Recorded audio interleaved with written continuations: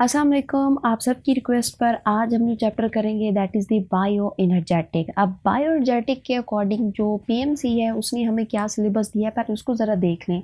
उन्होंने जो है वो हमें एक ही टॉपिक दिया है और वो है जी रेस्पिरेशन। अब पीएमसी ने कुछ आउटलाइन देकर हमें रेस्ट्रिक्ट कर दिया है कि आप लोगों ने ये चीज़ें करनी है। अब वो आउटलाइन है क्या? उन्होंने बोला है कि outline the cellular respiration of the protein fats and correlate these with that of the glucose. यानी कि उन्होंने ये कहा है कि जो ग्लूकोज की हमारे पास क्या होती है सेलुलर रेस्पिरेशन होती है, इसके साथ आपने प्रोटीन और फैट की रेस्पिरेशन को आपने कोरिलेट करना है। लेकिन उससे पहले क्या आप लोगों को cellular respiration of the carbohydrate आती है या नहीं आती? अगर आती है तो वेल एंड गुड, और अगर नहीं आती तो आज की वीडियो में पहले मैं आप लोगों को cellular respiration of the carbohydrate सिखाऊंगी एंड आफ्टर दैट जब आप लोग वो समझ लेंगे तो ही जो पीएमसी ने हमें ये वाली आउटलाइन दी है ना, ये आपको बाद में समझ आएगी। मेरी गारंटी है आप लोगों को ऐसे समझ नहीं आएगी। आप लोग पहले वो लेक्चर सुनेंगे, ठीक है ना। आप लोगों ने ये पहले कुछ टॉपिक ऐसे हैं जो मैं आपको कराऊंगी, उनका कंसेप्ट आपको लाजमी होना चाहिए। इसके बगैर आप लोगों का ये जो चैप्टर ना बायो एनर्जेटिक ये नहीं होगा।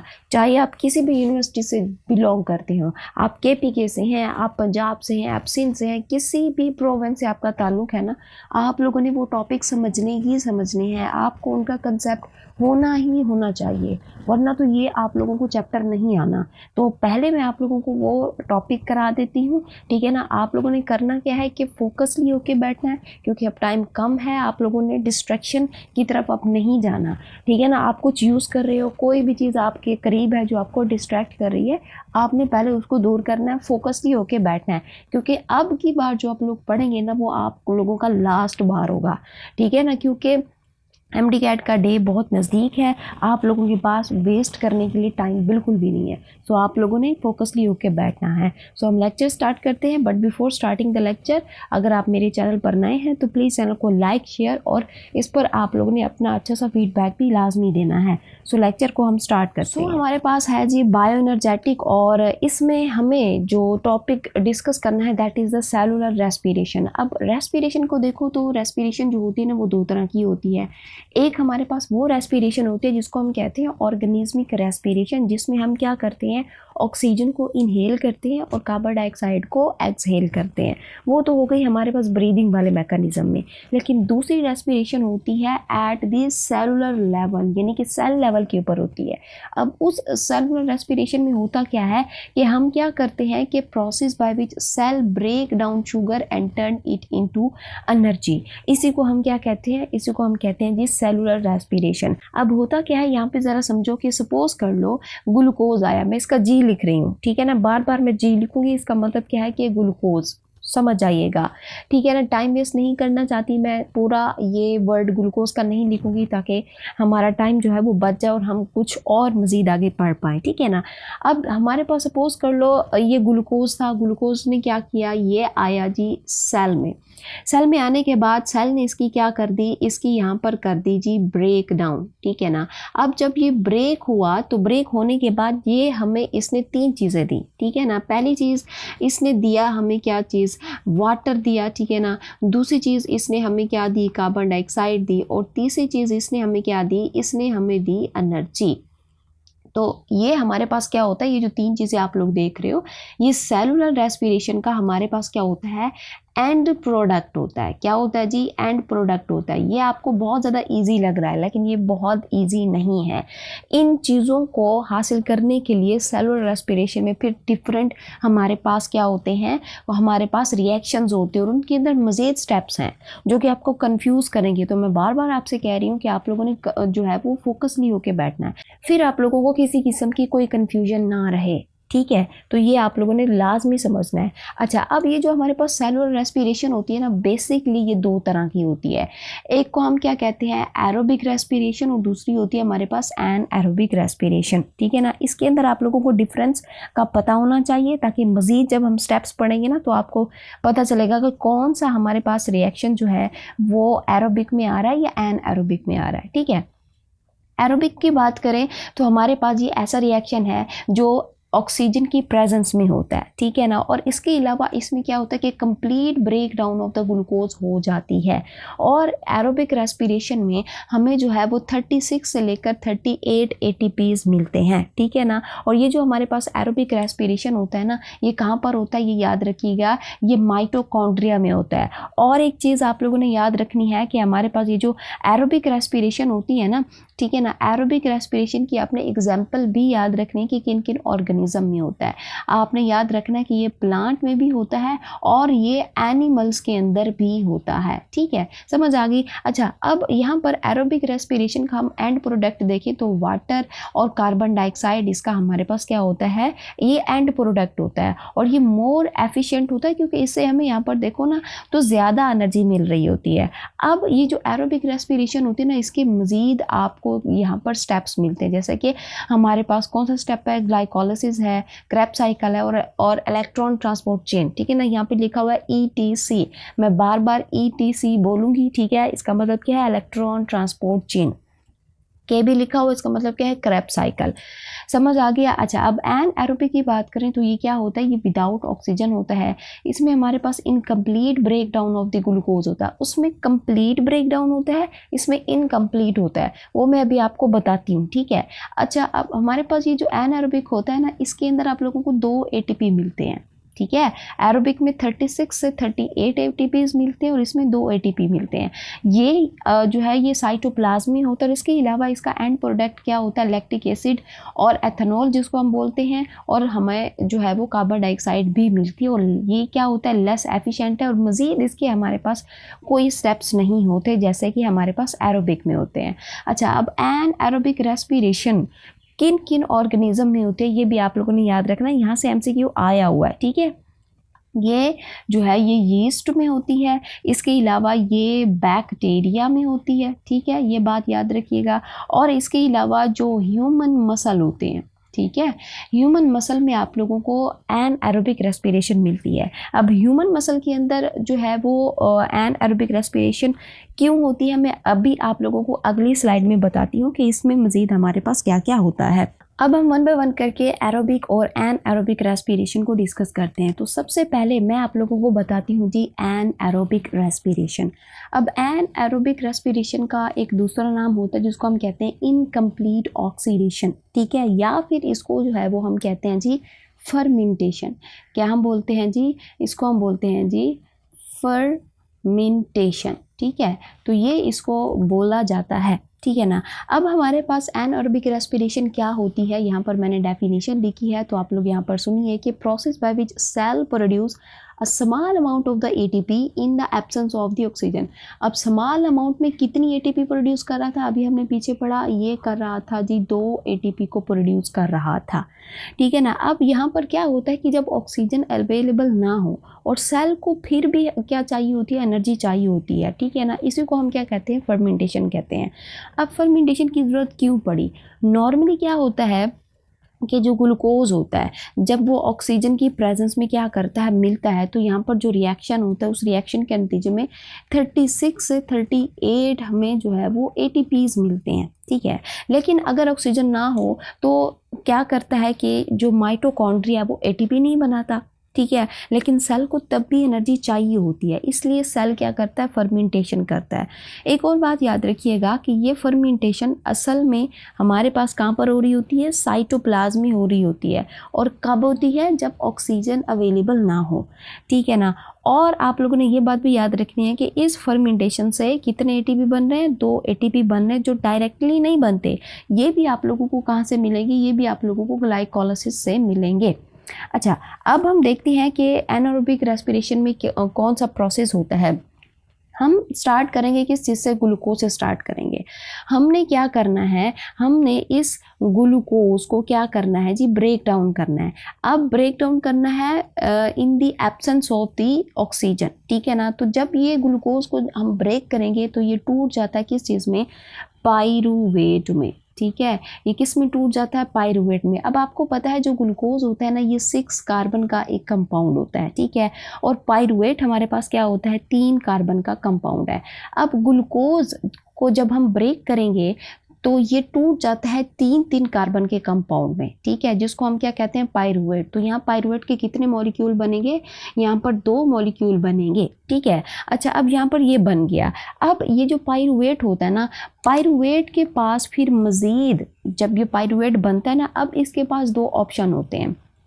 पहला कि ये क्या करे कि ये इसके पास कितने कार्बन है, 3 कार्बन है। अगर तो ये पहला ऑप्शन अडॉप्ट करे और वो क्या करे कि ये अपने में से एक कार्बन को निकाल दे in the form of the carbon dioxide, ठीक है। जब ये अपने में से एक कार्बन को निकाल देगा तब ये यहाँ पर हमारे पास 2 कार्बन का कंपाउंड बन जाएगा, जिसको हम यहाँ पे नाम क्या देंगे, एथेनॉल का नाम देंगे, ठीक है, एथेनॉल का नाम दे देंगे। तो ये हमारे पास हुई जी एक टाइप की फर्मेंटेशन, ठीक है ना। इस एथेनॉल के बनने की वजह से हम इसको क्या कहते हैं जी, एथेनॉलिक, ठीक है, इसको हम क्या कहते हैं, एथेनॉलिक, या फिर हम इसको कहते हैं अल्कोहलिक, ठीक है, अल्कोहलिक, यहाँ पर इसको क्या कहते हैं, फर्मेंटेशन इसको यहाँ पर बोला जाता है, ठीक है ना। अच्छा, और ये ज़्यादातर आप लोगों को किस में दिखती है, ये ज़्यादातर आप लोगों को यीस्ट और माइक्रो ऑर्गेनिज्म में दिखती है। इसकी बेस्ट एग्जांपल अगर मैं आप लोगों को दूँ ना, तो इसकी बेस्ट एग्जांपल में मिलती है ब्रेड मेकिंग में। जब ब्रेड बनती है तो इसको जब बेक किया जाता है तो जो एथेनॉल होता है ना, वो हीट से इवेपोरेट हो जाता है, और जो ब्रेड में बबल होते हैं ना, बेसिकली वो कार्बन डाइऑक्साइड की वजह से होते हैं। जो फ्लफीनेस होता है ना ब्रेड में, वो बेसिकली कार्बन डाइऑक्साइड के वजह से होता है, ठीक है ना। ये समझ आ गया आप लोगों को। अब इस पाइरुवेट के पास एक दूसरा ऑप्शन भी होता है, और वो क्या होता है कि अगर पाइरुवेट, ठीक है ना, अगर पाइरुवेट क्या करे, अगर पाइरुवेट अपने में एक कंपाउंड है जिसको हम क्या कहते हैं, एक हमारे पास कंपाउंड है जिसको हम कहते हैं NADH, इसको अपने अंदर जो है वो क्या कर ले, इसको अपने अंदर जो है वो ऐड कर ले, ठीक है। और ये अगर हम NADH को देखें ना, तो इसके पास ना एक गिफ्ट बॉक्स होता है इन द फॉर्म ऑफ इलेक्ट्रॉन, ठीक है। तो ये NADH जब अपने इलेक्ट्रॉन इस पाइरुवेट को दे देता है, ठीक है, तो ये फिर हमारे पास क्या बन जाता है जी, ये बन जाता है लैक्टेट बन जाता है। क्या बन जाता है जी, ये लैक्टेट बन जाता है। अब यहाँ पर सवाल ये है कि ये NADH कहाँ से आ रहा है। ये NADH बेसिकली कहाँ से आ रहा होता है, ये ग्लाइकोलाइसिस से आ रहा होता है, ठीक है, ये ग्लाइकोलाइसिस से आ रहा होता है। जब ये अपने इलेक्ट्रॉन इस पाइरुवेट को दे देता है तो ये जो NADH है ये NAD+ में कन्वर्ट हो जाता है, और दोबारा फिर ये अपने ग्लाइकोलाइसिस में चला जाता है। तो जब ये इलेक्ट्रॉन दे देता है तो पाइरुवेट लैक्टेट में कन्वर्ट हो जाता है। इस लैक्टेट के बनने की वजह से हम इसको क्या कहते हैं जी, लैक्टिक एसिड, ठीक है, लैक्टिक एसिड फर्मेंटेशन इसको यहाँ पर बोला जाता है। और ये कहाँ पर होती है, ये ह्यूमन मसल में होती है। जब जो है वो हम बहुत ज़्यादा हैवी वर्क कर लेते हैं तो हमारे मसल थक जाते हैं, फिर पेन भी होता है और मसल में जलन भी होती है। तो उस वक्त क्या होता है कि ये जो हमारे पास लैक्टिक एसिड है ना, ये तब बनता है और हमारे मसल में स्टोर हो जाता है। लेकिन जब हम रेस्ट करते हैं तो ये लैक्टिक एसिड जो है वो ख़त्म होना शुरू हो जाता है, और फिर से हम क्या हो जाते हैं, फ्रेश हो जाते हैं, क्योंकि अब मसल के पास क्या आ जाती है, ऑक्सीजन आ जाती है, ठीक है। तो ये है हमारे पास क्या चीज़, एनाएरोबिक रेस्पिरेशन, जिसमें हमने फर्मेंटेशन के 2 प्रोसेस देखे। ये हमारे पास एनाएरोबिक रेस्पिरेशन हुआ ख़त्म। इससे हमें कितनी एनर्जी मिलती है, सिर्फ 2 ATP मिलती है, ये बात याद रखिएगा। अब हम चलते हैं और पढ़ते हैं जी एरोबिक रेस्पिरेशन, जिसके अंदर मज़ीद हमने स्टेप्स डिस्कस किए थे पीछे, ठीक है ना। यहाँ पर ये देखिए हमने कितने स्टेप पढ़े थे। हमने कहा कि इसमें ग्लाइकोलाइसिस होता है, क्रेब्स साइकिल और इलेक्ट्रॉन ट्रांसपोर्ट चेन है। अब जो हमारे पास लेक्चर यहाँ से जो स्टार्ट हो रहा है ना, यहाँ से बहुत ज़्यादा इम्पोर्टेंट है, क्योंकि आप लोगों ने यहीं से कंसेप्ट रखना है। यहाँ से कंसेप्ट रखेंगे तभी आप लोगों को वो जो PMC ने एक आउटलाइन दी है ना रेस्पिरेशन की, वो आपको बाद में समझ आएगी, ठीक है। मैं बार बार आपको कह रही हूँ, इसलिए आप लोगों ने लाजमी समझना है। तो यहाँ पर हम ग्लाइकोलाइसिस को जो है वो हम यहाँ डिस्कस करते हैं। सबसे पहले हम अगर इस वर्ड ग्लाइकोलाइसिस को देखें तो ये 2 वर्ड का कॉम्बिनेशन है। ग्लाइको वर्ड हमारे पास निकला है किस चीज़ से, शुगर से, ठीक है।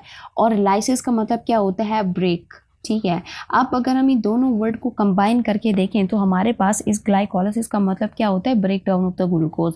लेकिन अगर हम इसकी प्रॉपर डेफिनेशन देखें तो हम क्या कहते हैं, sequence of the reaction converting glucose to pyruvate, यानी कि ऐसा प्रोसेस है कि जिसमें हमने ग्लूकोज को कन्वर्ट करना है पायरुवेट में, या फिर पायरुवेट का दूसरा नाम हम लेते हैं क्या चीज़, pyruvic acid, with production of the ATP, ताकि क्या बन सके, एटीपी बन सके, दैट इज द ग्लाइकोलाइसिस। ठीक है ना, इसको हम यहाँ पर क्या कहते हैं, ग्लाइकोलाइसिस कहते हैं। अच्छा, इस ग्लाइकोलाइसिस को ना हम एक और नाम दे देते हैं, याद रखिएगा, इसको हम कहते हैं यूनिवर्सल पाथवे ऑफ रेस्पिरेशन। अब इसको ऐसा क्यों बोल रहा है, क्योंकि ये सबके अंदर होगी, चाहे कोई बैक्टीरिया है, कोई यूकैरियोटिक है, ठीक है ना, कोई एरोबिक ऑर्गेनिज्म हो या फिर एन एरोबिक ऑर्गेनिज्म हो, ये सब में होती है। अच्छा, अब सवाल यहाँ पे ये है कि सब में क्यों होती है, क्योंकि बहुत सारे ऐसे ऑर्गेनिज्म हैं जिनमें ऑक्सीजन नहीं होती, ठीक है ना, जो ऑक्सीजन के बगैर ही अपनी रिएक्शन कर रहे होते हैं। लेकिन ग्लाइकोलाइसिस हमारे पास क्या है, एरोबिक रेस्पिरेशन है, तो एरोबिक रेस्पिरेशन है तो इसमें ऑक्सीजन चाहिए ही चाहिए। लेकिन ये क्या है कि एन एरोबिक ऑर्गेनिज्म में भी होती है। अब क्यों होती है, इसकी दो मेन रीज़न है। पहले, चाहे कोई प्रोकैरियोट हो या फिर यूकैरियोट हो, ये दोनों में होती है। मतलब कि अगर ये दोनों में होती है तो इसका मतलब ये है कि ग्लाइकोलाइसिस जो है वो किसी ऑर्गेनेली में नहीं होती, ठीक है ना। अगर हम बोलें कि ये जो ग्लाइकोलाइसिस है ये माइटोकॉन्ड्रिया में हो, तो क्या माइटोकॉन्ड्रिया बैक्टीरिया में होता है, नहीं होता ना, तो वहाँ पर ये ग्लाइकोलाइसिस होती ही नहीं। लेकिन हम तो कह रहे हैं कि ये एनारोबिक ऑर्गेनिज्म में भी होती है। लेकिन अगर मैं ये बोलूं कि ये जो ग्लाइकोलाइसिस है ये कहाँ पर होती है, ये बात याद रखिएगा, ये साइटोसोल में होती है। साइटोसोल मतलब क्या बोल रहे हैं हम, साइटोप्लाज्म के अंदर आप लोगों को यहाँ पर ये जो है इसके रिएक्शंस होते दिखते हैं। तो दुनिया के हर सेल में पानी प्रेजेंट होता है, तो इसीलिए ये हर ऑर्गेनिज्म के अंदर होती है, ठीक है। इसीलिए हम इसको क्या कहते हैं, universal pathway of the respiration इसको बोला जाता है। अब अगर मैं आपसे बोलूँ कि ग्लाइकोलाइसिस चाहे ऑक्सीजन है या नहीं है, ये होता रहेगा, इसको ऑक्सीजन की ज़रूरत ही नहीं है, ठीक है। और ये हमारे पास क्या है कि ऑटोमेटिकली होता रहेगा। अच्छा, एक और बात कि हम इसको क्या नाम दे देते हैं जी, पार्शियल ऑक्सीडेशन का भी इसको नाम दे देते हैं। अब पार्शियल ऑक्सीडेशन का मतलब क्या होता है कि जो 6 कार्बन वाला ग्लूकोज होता है ये कम्प्लीटली ब्रेक डाउन नहीं होता। ये हमारे पास ग्लूकोज जो है ना ये कम्प्लीटली ब्रेक डाउन नहीं होता। मतलब ये ग्लूकोज है ना, इसके अंदर आपको सपोज करो यहाँ पर आपको कितने मॉलिक्यूल दिख रहे हैं शुगर के, यहाँ पर आपको 6 मॉलिक्यूल है और इन सब में बॉन्ड है। अगर तो हम इसको ब्रेक करेंगे तो हर बॉन्ड टूटना चाहिए और फिर हमें क्या मिलना चाहिए, हमें जो है वो इसका सिंगल हमें जो है वो मॉलिक्यूल मिलना चाहिए। लेकिन ऐसा नहीं होता, ये जब टूटता है तो ये 3 कार्बन में टूटता है। तो इसका मतलब क्या है कि इसके यहाँ पर क्या हो रही होती है, पार्शियल ऑक्सीडेशन हो रही होती है और ये फिर 3 कार्बन वाले कंपाउंड पायरुवेट में टूटता है। अब हमारे पास ये जो ग्लाइकोलाइसिस होता है ना, इसके अंदर आप लोगों को टोटल कितने स्टेप्स मिलते हैं, टोटल आप लोगों को 10 स्टेप्स मिलते हैं और आप लोग 100% भूल जाएंगे, ठीक है ना, आपको याद ही नहीं रहेगा कि स्टेप्स के नेम कौन कौन से हैं। तो मैंने आपकी आसानी के लिए ना कुछ जो है वो निमोनिक्स बनाए हैं, कुछ ट्रिक्स बताई हैं, ठीक है, तो वो आप लोग उसको याद रख लें, ठीक है, और उसी के अकॉर्डिंग आप लोगों ने फिर उसके नेम याद रख लेने हैं। तो सबसे पहले मैं आप लोगों को यहाँ पर बताती हूँ कि स्टेप्स को याद रखने के लिए आप लोगों को यहाँ पर एक ट्रिक दे रही हूँ। वो क्या है कि आप लोगों ने, ये 2 हैं, ठीक है ना, ये पहली ट्रिक है और ये दूसरी है, तो इन 2 में से कोई भी याद रख ले, ठीक है ना। इन वर्ड्स का फिर आप लोगों ने जो है ना पहला अल्फ़ाबेट लेते जाना है और इनके अकॉर्डिंग आपने नाम याद रखना है, ठीक है। जैसे कि हमारे पास स्टेप्स के नेम को याद रखने के लिए good girl feel fine before play pretty piano, ये पहली हमारे पास क्या है, निमोनिक है। दूसरी है हमारे पास good girl find fries bring pizza Pepsi and pizza, ये आप लोगों ने ये याद रखना है। और फिर इसका आप लोगों ने फर्स्ट लेटर लेकर इसके स्टेप्स आप लोगों ने याद रखने, जो कि मैं अभी आपको कराऊंगी। फिर इंजाइम के लिए भी आप लोगों ने ऐसे ही निमोनिक्स याद करने, जैसे कि happy people prefer amazing teacher giving proper exam preparation, ठीक है। जैसे कि यहाँ पर H है, P है, P, ये मतलब क्या है, पहला अल्फ़ाबेट लेते जाना है और आप लोगों ने इसको याद रखना है। अब यहाँ पर इंजाइम के लिए ये जो मैंने निमोनिक्स बनाए हैं ना, तो मैं आप लोगों को यहाँ पर बता देती हूँ कि H4 होता है जी काइनेज, P4 फॉस्फोग्लूको आइसोमरेज, जैसे कि यहाँ था हैप्पी, ठीक है ना, पीपल प्रेफर अमेजिंग टीचर, ठीक है ना। तो इनके पहले अल्फ़ाबेट लेते जाना और इनका आप लोगों ने नाम याद रखना है। P4 फॉस्फो फ्रुक्टोकाइनेज, एल्डोलेज है, ट्रायोज फॉस्फेट आइसोमेरेज है, फॉस्फोग्लाइसिरेट काइनेज है, ठीक है ना, फॉस्फोग्लाइसिरेट म्यूटेज है, इनुलेज है और पायरुवेट काइनेज है। तो आप लोगों ने इस तरतीब से इनके नेम याद रख लेने हैं। अब हम यहाँ पर ग्लाइकोलिसिस पढ़ते हैं कि ग्लाइकोलिसिस में बेसिकली क्या क्या होता है और कौन कौन से स्टेप्स हैं। आप लोगों ने इसी पे फोकस करना है, ठीक है ना। आप लोगों ने इस पे फोकस क्या करना है कि कहाँ पर एटीपी जो है वो हम कंज्यूम करा रहे हैं, कहाँ पर एटीपी बन रही है, कहाँ पर एनएडीएच बन रहा है और कहाँ पर हमारे पास एनएडीएच जो है वो लग रहा है, ठीक है। तो यहाँ पर आप लोगों ने ये चीज़ें याद रखनी है। यही चीज़ें आप लोग याद रखेंगे, ग्लाइकोलिसिस आपका आपकी फिंगर टिप्स पर होगा। यहाँ पर इस ग्लाइकोलिसिस में हमने करना क्या है, ग्लूकोज की हमने करनी होती है ब्रेक डाउन। तो पहला स्टेप हमारे पास क्या है कि ये जो ग्लूकोज होता है ना, इस ग्लूकोज को हम कन्वर्ट कर देते हैं ग्लूकोज 6 फॉस्फेट के अंदर, ठीक है ना, बाय यूजिंग दी एटीपी। जब एटीपी में से हम क्या करते हैं, एक फॉस्फेट को इस ग्लूकोज के साथ लगा देते हैं तो वो एटीपी में कन्वर्ट हो जाता है। यानी अब हमने यहाँ पर क्या किया है, एटीपी को हमने यहाँ पर जो है वो यूज़ किया है। अब ये जो प्रोसेस है ये खुद नहीं होगा, ये एक एंजाइम के थ्रू होगा जिसको हम क्या कहते हैं, हेक्सोकाइनेज एंजाइम इसको बोला जाता है। अब यहाँ पर सवाल ये है कि यहाँ पर ग्लूकोज था, ग्लूकोज के साथ उसके छठे कार्बन पर हमने फॉस्फेट क्यों लगाया? क्योंकि देखो भाई, जो ग्लूकोज होता है ना, ये एक न्यूट्रल सब्सटेंस होता है, ये सेल से बाहर जा सकता है with the help of the transporter, लेकिन हमने इसको सेल से बाहर नहीं जाने देना।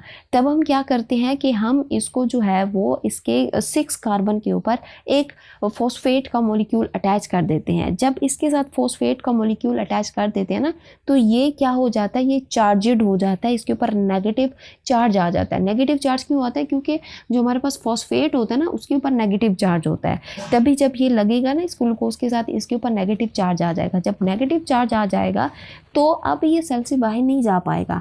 अब ट्रांसपोर्टर आ भी जाए तब भी ये सेल से बाहर नहीं जा पाएगा और फिर हम आगे रिएक्शन को प्रोसीड करा पाएंगे, ठीक है। अगर हम इस ग्लूकोज के साथ फॉस्फेट को ऐड नहीं करेंगे तो ये सेल से बाहर निकलता रहेगा और प्रोसेस नहीं होगा, ठीक है। ये बात आप लोगों ने याद रखनी है।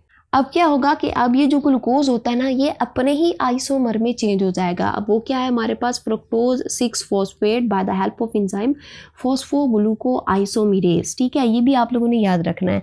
अब ये जो फ्रुक्टोज होता है ना, ये फ्रुक्टोज 6 फॉस्फेट फिर कन्वर्ट हो जाता है फ्रुक्टोज 1,6 बिस फॉस्फेट के अंदर। यानी कि पहले फ्रक्टोज पे आप लोगों को उसके छठे कार्बन पर क्या मिल रहा था, फॉस्फेट मिल रहा था, लेकिन अब हमने क्या किया, उसके कार्बन नंबर 1 पर और कार्बन नंबर 6 पर हमने क्या कर दिया है, 2 फॉस्फेट लगा दिए, ठीक है। तो अब हम इसको क्या बोलेंगे, बिस, ठीक है ना। ये जो बी आई है ना, ये इसका मतलब क्या होता है, 2, ठीक है। तो अब यहाँ पर हमने क्या किया, जब यहाँ पर इसके छठे कार्बन पर हमने क्या किया, फॉस्फेट लगाया, तो यहाँ पर भी हमने क्या किया, एटीपी को यूटिलाइज किया bye the help of an enzyme जिसको हम क्या कहते हैं, फॉस्फोफ्रक्टोकाइनेज फर्स्ट, ठीक है। तो यहाँ पर हमने क्या कर लिया, हमने यहाँ पर जो है वो एटीपी को लगाए। अभी हम यहाँ पर कोई एटीपी नहीं बना रहे। तो आप लोगों ने यहाँ से लेकर यहाँ तक का जो आप लोगों ने प्रोसेस देखा है ना, बेसिकली ये कौन सा प्रोसेस होता है, ये प्रीपेरेटरी प्रोसेस होता है, ठीक है ना। प्रीपेरेटरी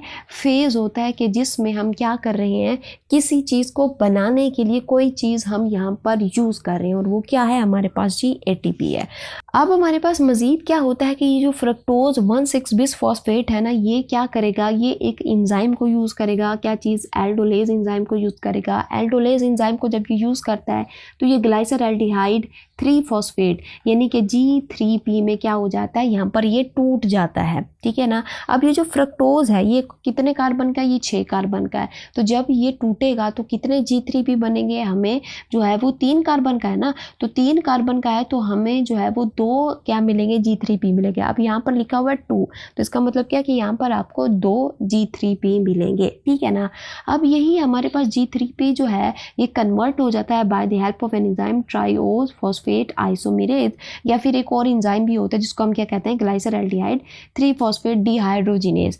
अब इस एंजाइम की मदद से ये कन्वर्ट हो जाता है 1,3 बिस फॉस्फोग्लाइसिरेट में, और यहाँ पर भी क्योंकि G3P 2 थे तो यहाँ पर हमारे पास 1,3 बिस फॉस्फेट ग्लाइसिरेट भी कितने बनेंगे, 2 बनेंगे। अब जब G3P 1,3 बिस फॉस्फोग्लाइसिरेट में कन्वर्ट हो रहा था तो यहाँ पर हमारे पास क्या हो रहा था, हमें जो है वो यहाँ पर क्या मिल रहा था, 2 NADH, ठीक है, क्या मिल रहे थे, 2 NADH मिल रहे थे।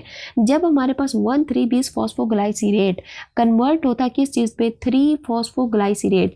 देखो भाई ऊपर देखो, यहाँ पर क्या था, 1,3-bis फॉस्फोग्लाइसीरेट, यानी कि इसकी 2 पोजीशन पर आपको क्या दिख रहे थे, फॉस्फेट दिख रहे थे। अब ये क्या करता है कि 1,3-bis फॉस्फोग्लाइसीरेट अपना एक फॉस्फेट यहाँ पर क्या कर देता है, रिलीज कर देता है, यानी कि यहाँ पर क्या बन जाती है, ATP बन जाती है by the help of an enzyme phosphoglycerate kinase. समझ आ गया। फिर फॉस्फोग्लाइसीरेट काइनेज किस में कन्वर्ट हो जाता है, 2-फॉस्फोग्लाइसीरेट में, ठीक है ना। यहाँ से क्या निकल रहा होता है, वाटर निकलता है, और फिर हमारे पास जो 2-फॉस्फोग्लाइसीरेट है ये किस में कन्वर्ट हो जाता है, फॉस्फोइनोल पायरुवेट में, और यहाँ से भी क्या होता है जी, ये ATP बनते हैं, ठीक है। यहाँ पर हमारे पास क्या बनते हैं जी, ATP बनते हैं, और फिर लास्ट पर हमारे पास by the help of the pyruvate kinase ये कन्वर्ट हो जाता है किस चीज़ में, पायरुवेट में। कितने प्रोडक्ट बनेंगे पायरुवेट के, 2 प्रोडक्ट आप लोगों को यहाँ पर पायरुवेट के बनेंगे, ठीक है ना। अब यहाँ पर ये जो आप लोग यहाँ से लेकर यहाँ तक 5वें स्टेप से लेकर 10वें स्टेप तक आप लोग ये जो आप लोग स्टेप्स आप लोगों ने देखे, तो ये हमारे पास क्या होता है, एनर्जी इन्वेस्टमेंट फेज। कौन से फेज हैं जी, एनर्जी इन्वेस्टमेंट, ठीक है, एनर्जी इन्वेस्टमेंट फेज है, यानी कि ये जो फेज है ये हमें एनर्जी देंगे। ऊपर वाले जो फेज थे वो क्या थे, वो प्रिपरेटरी फेज थे, वहाँ पर जो है वो हम एनर्जी लगा रहे थे, क्योंकि कुछ पाने के लिए कुछ खोना पड़ता है ना, तो वहाँ हमने एनर्जी लगाई ताकि नीचे वाले स्टेप्स में हमें एनर्जी मिल सके। अब मैं आपको बताती हूँ कि टोटल एनर्जी जनरेशन कितनी हुई है, वो देखते हैं, यानी कि ये जो टोटल और नेट गेन हमारे पास ये जो एनर्जी आई है वो कितना आई है, ठीक। ग्लाइकोलाइसिस से हमें क्या क्या चीज़ें देखने को मिली हैं। तो पहले हमने क्या किया, जो हमारे पास पहला जो फेज़ था, प्रीपरेटरी फेज़ था, हमने क्या किया, अब सबसे पहले तो मैं आप लोगों को टोटल गेन बता रही हूँ, कितनी क्या बता रही हूँ, टोटल गेन, ठीक है, टोटल गेन, और दूसरा होता है हमारे पास नेट गेन। ये इन दोनों में ना डिफरेंस होता है, मैं अभी आपको बताती हूँ। तो सबसे पहले तो मैं आपको टोटल गेन बताती हूँ।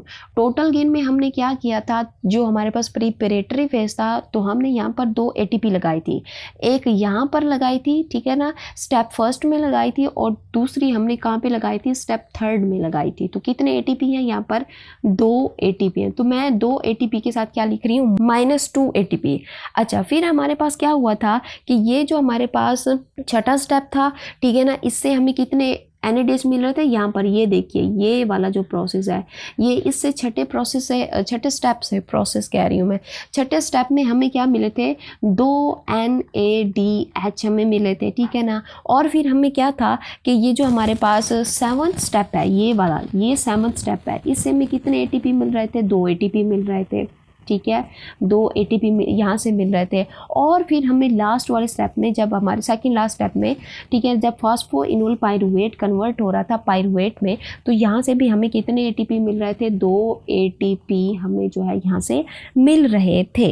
अब अगर मैं आप लोगों को टोटल बताऊँ, ठीक है, अभी आप लोग इस माइनस को छोड़ दो, अब इस टोटल को देखो, ये हमारे पास कितने होते हैं, 2 2 4 6 8, ठीक है। लेकिन यहाँ पर अगर मैं आप लोगों को बताऊँ, तो ये जो हमारे पास क्या होता है जी, ये जो NADH होता है ना, NADH का एक मॉलिक्यूल हमें कितने ATP देता है, ये हमें देता है 3 ATP। तो अब यहाँ पर कितने NADH हैं, 2 हैं, तो 2 से मल्टीप्लाई करेंगे तो हमारे पास कितने आएंगे, 6 ATP हमें यहाँ पर मिलेंगे। तो 6 ATP ये है, 4 ATP हमारे पास कितने हो गए, ये हो गए 6 और 4 हमारे पास कितने हो गए, 10 हो गए। 10 में से हमने क्या करना है, ये जो हमारे पास क्या है कि ये जो -2 ATP है ना, इसको भी हमने क्या करना है, माइनस करना है। तो हमारे पास कितने हो जाएंगे, 8 ATP हमारे पास क्या होंगे, टोटल गेन होगा, ठीक है ना। टोटल गेन हमारे पास कितने ATP हैं, 8 ATP हैं। लेकिन हमारे पास नेट गेन कितना है, ठीक है ना। अब नेट गेन को समझिएगा, नेट गेन क्या होता है, नेट गेन हमारे पास जो है वो हमने कितने बनाए हैं, यहाँ पर हमने 4 ATP बनाए थे। कितने बनाए थे, नेट गेन में 4 ATP बनाए थे। कितने बनाए थे, 4 ATP बनाए थे। अब इन 4 ATP में हमने क्या किया, 2 माइनस किए, ठीक है, क्योंकि 2 ऊपर लग रहे थे।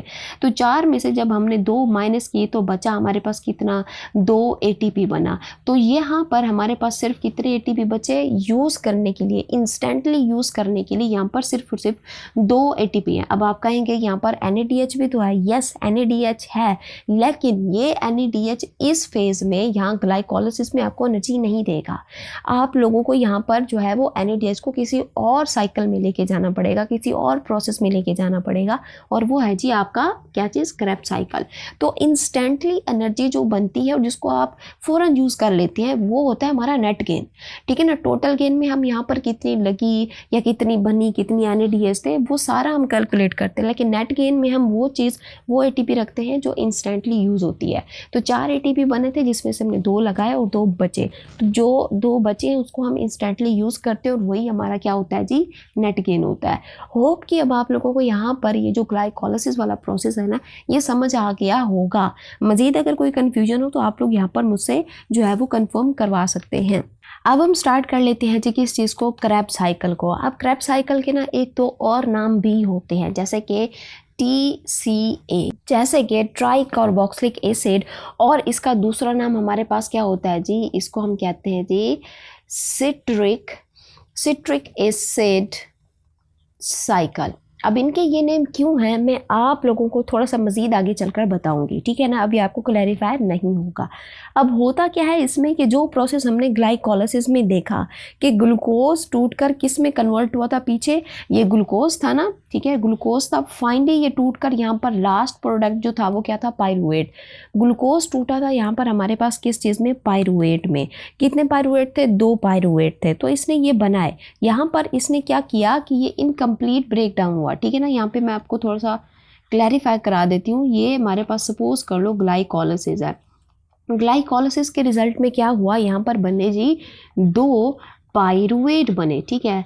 अब ये जो 2 पायरुवेट है ये 3 कार्बन वाले कंपाउंड है, और यहाँ पर ये जो हमारे पास क्या होता है, ग्लाइकोलाइसिस होता है ना, वहाँ पर इनकम्प्लीट ब्रेक डाउन होती है, ठीक है ना। अब इसी को हमने पूरा करना है ताकि हमें ज़्यादा एनर्जी मिले, क्योंकि जो पायरुवेट बना है ना, इससे इनफ एनर्जी नहीं मिलती। तो अगर हम चाहते हैं कि इससे इनफ एनर्जी मिले तो इसको यहाँ क्रेब्स साइकिल में क्या होना है, जाना होगा। जब हमारे पास पायरुवेट क्या करता है, जब ये बनता है तो ये कहाँ पर जाता है, मैं आपको बता दूं, ये सपोज करो ये मैंने बनाई क्या चीज़, माइटोकॉन्ड्रिया।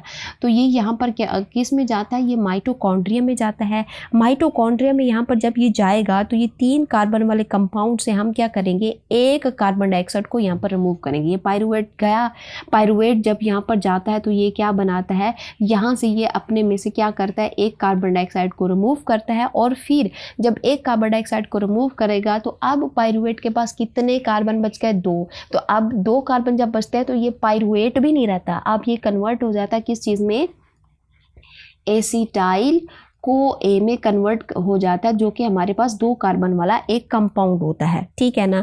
अब यहाँ पर देखोगे हमने क्या किया, पायरुवेट से 1 कार्बन को इन the form of carbon dioxide यहाँ से क्या कर दिया, रिमूव कर दिया। और अब ये जो हमारे पास प्रोसेस हुआ है ना, इसको हम क्या कहते हैं, ऑक्सीडेटिव डीकार्बोक्सिलेशन। क्या हम कहते हैं, ऑक्सीडेटिव। याद रखिएगा ये आप लोगों के काम आएगा जब हम जो है वो PMC ने जो आउटलाइन दी है ना, वहाँ पर जब मैं आपको एक पूरा प्रोसेस बताऊंगी वहाँ पर ये चीज़ें आएंगी। तो आप लोगों ने याद रखना है कि जब पायरुवेट माइटोकॉन्ड्रिया में जाएगा उससे 1 कार्बन डाइऑक्साइड निकलेगा तो एसिटाइल को ए बनेगा, और इसको हम क्या कहते हैं, ऑक्सीडेटिव डीकार्बोक्सिलेशन,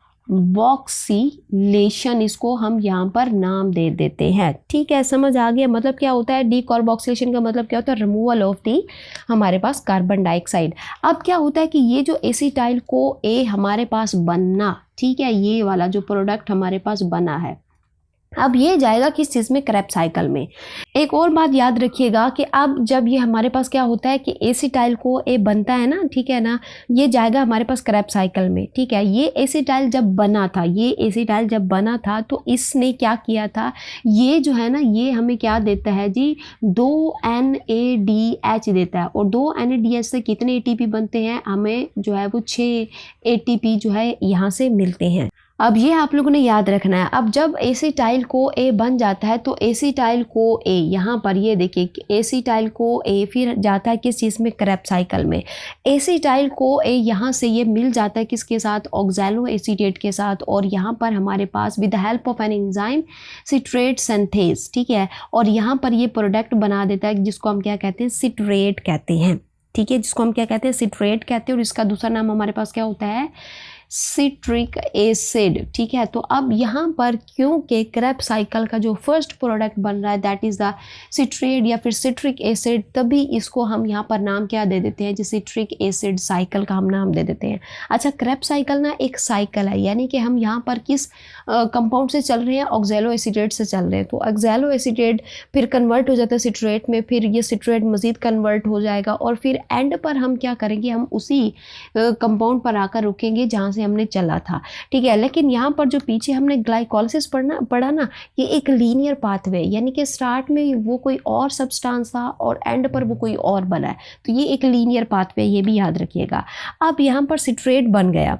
अच्छा, इसका मैंने एक और नाम भी बताया था, वो क्या था, ट्राई कार्बोक्सिलिक एसिड। क्यों कहा था, क्योंकि इस साइकिल में जो हमारे पास ये पहला प्रोडक्ट बन रहा है ना, सिट्रेट, ठीक है ना, इसमें 3 आप लोगों को क्या मिलते हैं, आप लोगों को COOH मिलते हैं, ठीक है। तो ये हमारे पास क्या है कि ये जो सिट्रेट होता है ना, ये 6 कार्बन वाला है, ठीक है ना। एसिटाइल हमारे पास कितने कार्बन वाला था, ये 2 कार्बन वाला था। ऑक्सैलो एसीटेट कितने कार्बन रखता है, 4 कार्बन रखता है। जब ये दोनों मिलेंगे तो 6 कार्बन वाला हमारे पास क्या बनेगा, सिट्रेट बनेगा। अब इस सिट्रेट में जो 3 हमारे पास क्या होंगे, 3 COOH होंगे। इन 3 COOH की वजह से हम इसको क्या कहते हैं, ट्राई कार्बोक्सिलिक एसिड।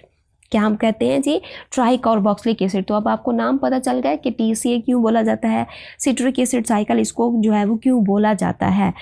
अब ये जो सिट्रेट होता है, सिट्रेट क्या कहता है कि मैं आगे कन्वर्ट होऊंगा, लेकिन भाई मेरी एक शर्त है, और वो शर्त क्या है कि मैं उस कंपाउंड में कन्वर्ट होऊंगा जो मेरे जैसा हो, ठीक है। तो ये क्या करेगा, ये हमारे पास अपने जैसे कंपाउंड यानी कि सिट्रेट से किस में कन्वर्ट हो जाएगा, आइसोसिट्रेट में। यहाँ पर ये कन्वर्ट हो जाएगा bye the help of enzyme isocitrate. अच्छा, यहाँ पे लिखा हुआ है एकोनिटेज। एकोनिटेज की बजाय आप लोग यहाँ पर क्या लिख लें, आप लोग लिख लें जी आइसो सिट्रेट, इसको आप लोगों ने लिखना है। अब जब आइसोसिट्रेट हमारे पास क्या है, अब भी ये हमारे पास क्या होता है, 6 कार्बन वाला कंपाउंड ही है, क्योंकि सिट्रेट 6 था तो इसका आइसोमर भी कितना होगा, 6 कार्बन वाला होगा। अब जब आइसोसिट्रेट कन्वर्ट होता है किस चीज़ में, अल्फा कीटोग्लूटारेट में, ठीक है ना, bye the help of enzyme isocitrate dehydrogenase.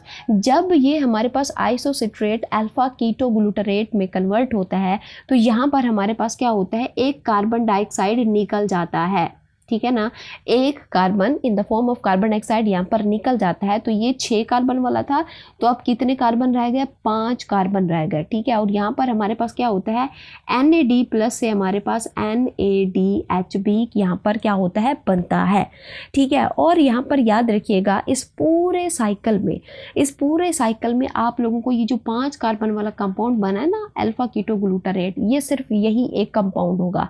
बाकी अब जितने भी कंपाउंड यहाँ पर पढ़ते जाओगे ना, या तो वो 6 कार्बन के होंगे या तो फिर वो कितने होंगे, 4 कार्बन के होंगे। 5 कार्बन वाला यही एक होगा, ठीक है, समझ आ गया। अब हमारे पास ये जो अल्फा कीटोग्लूटारेट होता है ना, ये कन्वर्ट हो जाता है किस चीज़ में, सक्सिनाइल को ए में। यहाँ पर सक्सिनाइल को ए में कन्वर्ट हो जाता है, तो यहाँ पर भी हमारे पास क्या होगा, एक कार्बन निकलेगा।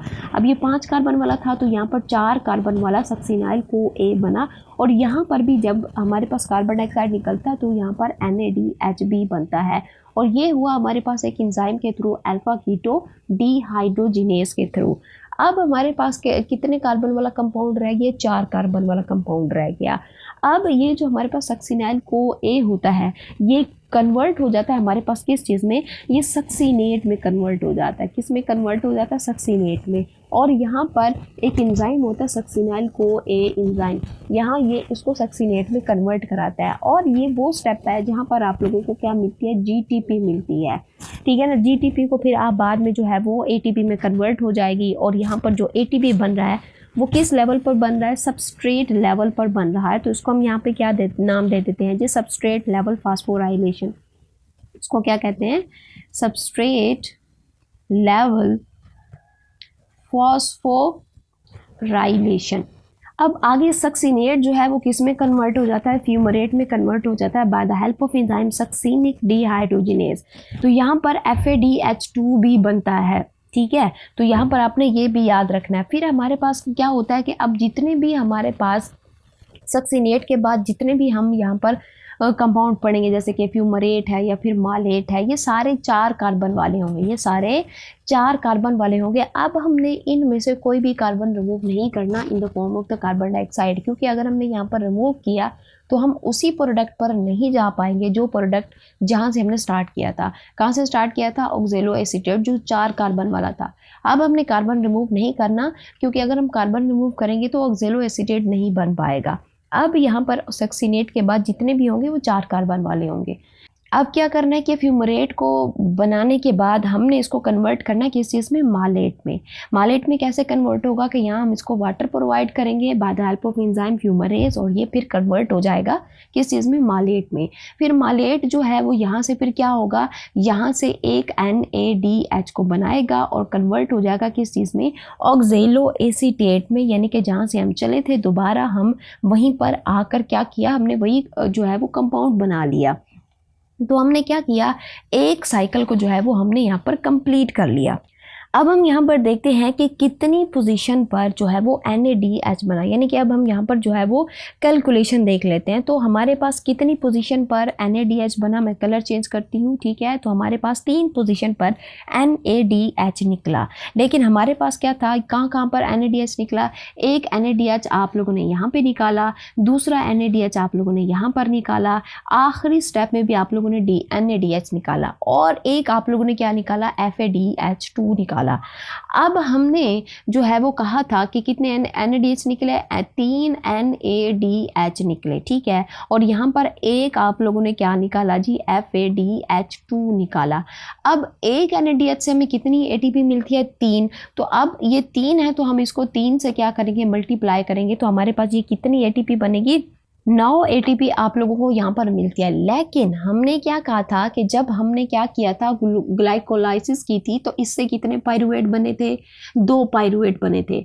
और हमारे पास हर पाइरुवेट कन्वर्ट हो जाता किस चीज़ में, एसिटाइल कोए में।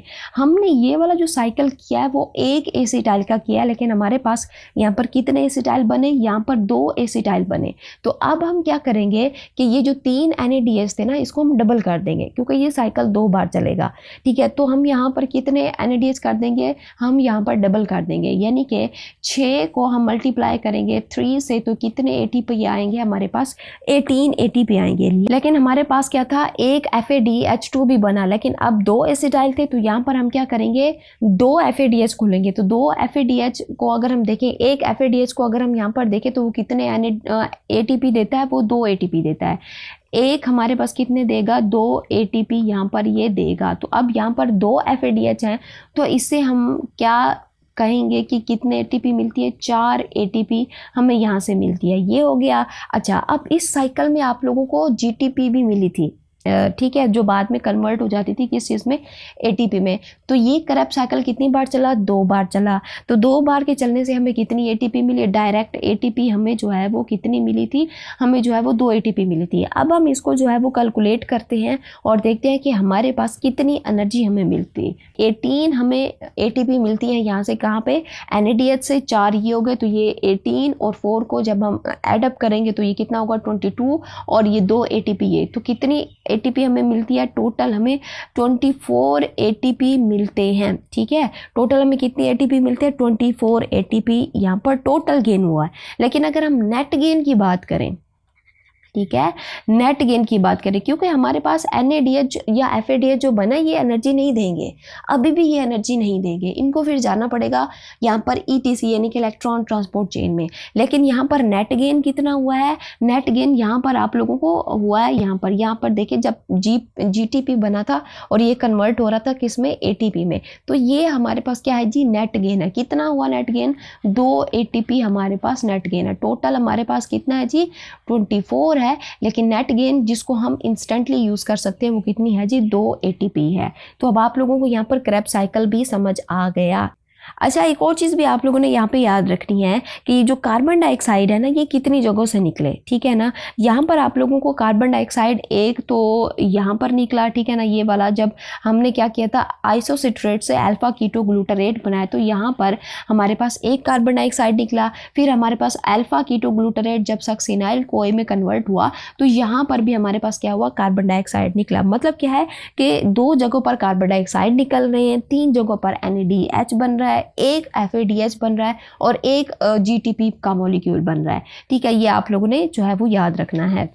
अब यहाँ पर अगर हम चाहते हैं कि इस NADH और FADH से हम एनर्जी लें तो इनको हम अब कहाँ पर भेजेंगे, इनको भेजेंगे हम यहाँ पर किसमें जी, यहाँ पर हम इनको भेजेंगे जी इलेक्ट्रॉन ट्रांसपोर्ट चेन में। ये हमारा क्या है जी, इलेक्ट्रॉन ट्रांसपोर्ट चेन है, जिसको हम यहाँ पर दूसरा नाम भी दे देते हैं और वो क्या है हमारे पास, कीमियो ऑस्मोसिस भी हम इसको कहते हैं और इसको हम कहते हैं कि ऑक्सीडेटिव फॉस्फोराइलेशन। अब इसमें होता क्या है कि जो NADH और FADH2 बना कहाँ पर, क्रेब्स साइकिल में, इसको कन्वर्ट करना है ATP में, ठीक है ना। और वो कहाँ पर कन्वर्ट होगा, ETC में होगा। लेकिन ये कैसे होगा, इनको जो है वो हम कहाँ पर भेज देंगे, इलेक्ट्रॉन ट्रांसपोर्ट चेन में। अब ये जो हमारे पास ETC वाला प्रोसेस होता है ना, ये कहाँ पर होता है, ये माइटोकॉन्ड्रिया में होता है। माइटोकॉन्ड्रिया में कहाँ पर होता है, माइटोकॉन्ड्रिया की इनर मेम्ब्रेन पर होता है। ये भी याद रखिएगा, कहाँ पर होता है जी, इनर मेम्ब्रेन पर होता है। अब होता क्या है, इस इलेक्ट्रॉन ट्रांसपोर्ट चेन में क्रेब्स साइकिल में जो NADH और FADH2 बने, इसमें क्या प्रेजेंट होते हैं, यहाँ पर इलेक्ट्रॉन। ये चाहे आप NADH देख रहे हो या चाहे आप FADH देख रहे हो, इनमें क्या प्रेजेंट होते हैं, इलेक्ट्रॉन प्रेजेंट होते हैं। इन इलेक्ट्रॉन को हम इनमें से निकालेंगे और इलेक्ट्रॉन ट्रांसपोर्ट चेन में भेजेंगे, जिससे ये क्या होगी, यहाँ पर एनर्जी रिलीज होगी। फिर ये इलेक्ट्रॉन और प्रोटॉन फाइनली मिल जाएंगे ऑक्सीजन को, ठीक है ना। यहाँ पर ये किसको मिल रहे हैं, ये ऑक्सीजन को मिल रहे हैं, ठीक है। जिससे हमारे पास यहाँ पर क्या बन जाएगा, यहाँ पर वाटर बन जाएगा, ठीक है। और फिर हमारे पास जो है वो एनर्जी भी बनेगी। मैं आप लोगों को अभी बताती हूँ कैसे बनेगी। अब किस तरह से एनर्जी रिलीज होती है, ये हम अब यहाँ पर देखते हैं कि किस तरह से हम इलेक्ट्रॉन को यूटिलाइज करके एनर्जी बनवाएंगे। ये जो माइटोकॉन्ड्रिया की इनर मेम्ब्रेन है ना, यहाँ पर आपको मॉलिक्यूल्स मिलते हैं, ये वाले, ये आपको दिख रहे हैं, ठीक है ना। ये वाला है, ये वाले हैं, ये आप लोगों को क्या दिख रहे हैं, ये आप लोगों को कुछ मॉलिक्यूल्स दिख रहे हैं, ठीक है ना। लार्ज साइज में होते हैं, कम्प्लेक्स होते हैं। इनकी वजह से, इनके लार्ज साइज और कम्प्लेक्स होने की वजह से इनको हम नाम क्या दे देते हैं जी, कॉम्प्लेक्सेस का नाम दे देते हैं। और ये तकरीबन 4-5 हमारे पास प्रोटीन के बने कम्प्लेक्सेस होते हैं, या फिर आप इनको एंजाइम भी बोल सकते हैं। और इनके अलावा आप लोगों को 2 चीज़ें इन कम्प्लेक्सेस में भी मिलेगी। एक आप लोगों को ये वाला CoQ एंजाइम मिलेगा और एक साइटोक्रोम C भी आप लोगों को यहाँ पर देखने को मिलता है, ठीक है ना। और आप लोगों को यहाँ पर जो मेन है वो आप लोगों को एक एंजाइम जिसको हम क्या कहते हैं, ATP सिंथेज, ये भी आप लोगों को यहाँ पर देखने को मिलता है, ठीक है ना। अब हम समझते हैं कि ATP कैसे बनेगी। अब ये जो बड़े बड़े मॉलिक्यूल आपको नज़र आ रहे होते हैं ना, ये बेसिकली हमारे पास एक चेन की फॉर्म में होते हैं। इन्हीं चेन की फॉर्म में होने की वजह से हम इसको नाम क्या दे देते हैं, इलेक्ट्रॉन ट्रांसपोर्ट चेन का। अब होता क्या है कि ये जो FADH है या फिर हमारे पास NADH है, ये कहाँ से आए हैं, अभी मैंने आपको थोड़ी देर पहले बताया, क्रेब्स साइकिल से। अब NADH जो है ये क्या करता है, ये अपना इलेक्ट्रॉन, ठीक है ना, ये क्या करेगा, ये अपना इलेक्ट्रॉन हमेशा देगा किस चीज़ को, इस कॉम्प्लेक्स फर्स्ट को, ठीक है ना, इस कॉम्प्लेक्स फर्स्ट को। ये टूटेगा NAD+ और यहाँ पर हमारे पास कितने जो है वो इलेक्ट्रॉन वगैरह निकलेंगे। तो जैसे ही ये NADH टूटता है तो यहाँ से 2 इलेक्ट्रॉन क्या हो जाते हैं, अच्छा मैं कलर चेंज कर लेती हूँ, क्या हो जाते हैं जी, चलें मैं ये ले लेती हूँ, ठीक है। यहाँ से ये 2 इलेक्ट्रॉन, ये भी नज़र नहीं आ रहा, चले मैं रेड कलर ले लेती हूँ। तो जब NADH टूटता है तो इससे 2 इलेक्ट्रॉन क्या होते हैं, रिलीज होते हैं। अब ये इलेक्ट्रॉन कहाँ पे जाएंगे, कॉम्प्लेक्स फर्स्ट में जाएंगे। अब कॉम्प्लेक्स फर्स्ट क्या करेगा, जैसे ही यहाँ पर ये इलेक्ट्रॉन यहाँ पर आते हैं तो ये क्या कर देंगे कि ये अपनी एनर्जी को क्या कर लेते हैं, रिलीज कर देते हैं। फिर होता क्या है कि ये जो माइटोकॉन्ड्रिया के मैट्रिक्स है, ठीक है ना, यहाँ पर देखें ये माइटोकॉन्ड्रियल मैट्रिक्स है। तो माइटोकॉन्ड्रिया के मैट्रिक्स में आपको यहाँ पर क्या दिखते हैं, प्रोटॉन दिखते हैं, ठीक है। आपको आपको क्या दिखते हैं जी, प्रोटॉन दिखते हैं। तो जो एनर्जी रिलीज होती है, ठीक है ना, अब यहाँ पर किन की वजह से, इलेक्ट्रॉन की वजह से, जो कम्प्लेक्स फर्स्ट पे गया है, इन इलेक्ट्रॉन की वजह से जो एनर्जी रिलीज होती है वो एनर्जी इन प्रोटॉन को मैट्रिक्स से कहाँ पर लेके जाएगी, inner membrane of inter membrane space में लेकर आएगी। कहाँ पर लेकर आएगी, पहले ये मैट्रिक्स में है प्रोटॉन, ठीक है, फिर यहाँ से इस एनर्जी की वजह से ये आप लोग यहाँ पर देखें कि ये प्रोटॉन को कहाँ पर लेकर आ रहे हैं, हम इंटर मेम्ब्रेन स्पेस में हम लेकर आ रहे हैं, ठीक है ना। अब ये हो गया हमारे पास। अब यहाँ हमने एनर्जी क्यों रिलीज़ कराई, क्योंकि ये जो प्रोटॉन होते हैं ना, ये खुद से नहीं जा सकते इंटर मेम्ब्रेन स्पेस में, तभी ये जो इलेक्ट्रॉन होते हैं ना, उनकी एनर्जी जो रिलीज़ होती है, इसकी वजह से हम इसको कहाँ भेज दे देते हैं, इनको इंटर मेम्ब्रेन स्पेस में भेज देते हैं, ठीक है। और फिर यहाँ पर जो एनर्जी रिलीज़ हुई थी और ये लेकर आई थी प्रोटॉन को, फिर इन्हीं प्रोटॉन के अंदर ये एनर्जी क्या हो जाएगी, ये स्टोर हो जाएगी, ठीक है, समझ आ गया। अच्छा, फिर हमारे पास क्या होता है, अब ये मज़ीद प्रोटॉन को यहाँ पर जो है वो एक्सपोर्ट नहीं करवा सकेगा, क्योंकि अब इसके पास इनफ एनर्जी नहीं है। तो फिर हमारे पास ये कहाँ पे चला जाता है, ये फिर हमारे पास यहाँ पे कोक्यू से गुजरते हुए कम्प्लेक्स थर्ड के पास चला जाएगा। कहाँ पे चला जाएगा, कम्प्लेक्स थर्ड की तरफ ये यहाँ पर चले जाएंगे।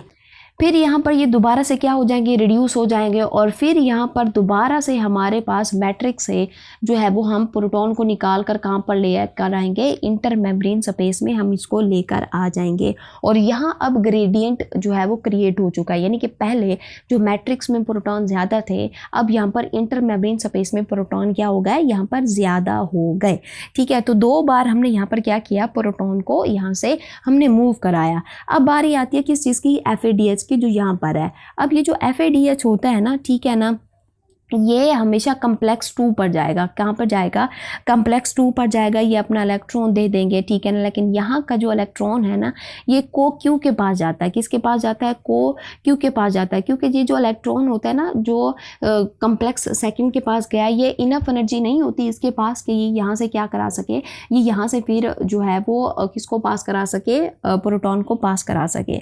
अब क्या होगा कि ये हमारे पास क्या है कि ये जो इलेक्ट्रॉन निकला है FADH2 से, ये को क्यू के पास जाएगा। को क्यू के पास जाने के बाद ये कम्प्लेक्स थर्ड में जाएगा। कम्प्लेक्स थर्ड में जाने के बाद ये कहाँ पे जाएगा, साइटोक्रोम C के पास जाएगा। अब यहाँ पर हमारे पास ये जो साइटोक्रोम C है ना, यहाँ से फिर ये क्या करा देगा, ये एनर्जी रिलीज करा देगा, और यहाँ से फिर प्रोटॉन को हम क्या करेंगे, यहाँ पर दोबारा से इंटर मेम्ब्रेन स्पेस में दोबारा से हम क्या करेंगे, लाएंगे, ठीक है ना, मैट्रिक्स से इंटर मेम्ब्रेन स्पेस में हम इसको पंप करा देंगे।